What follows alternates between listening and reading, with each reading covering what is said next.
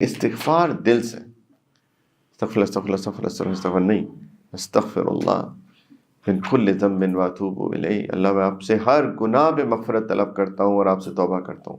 توبہ کا مطلب ہوتا ہے اب نہیں کروں گا، پھر ہو جائے پھر کیا کریں، پھر توبہ کر لیں، پھر ہو جائے پھر کریں، توبہ کر لیں۔ ایروگنس نہیں دکھانی اللہ کو، یہ نہیں کہنا کہ اچھا اب تو کروں گا ہی، کرتا رہوں گا، اللہ غفور رحیم ہے، یہ نہیں کہنا۔ اللہ سے معافی مانگنی ہے، کوشش کرنا، اور پھر حسن ظن رکھنا ہے کہ اللہ غفور رحیم، انشاءاللہ معاف کر دیں گے۔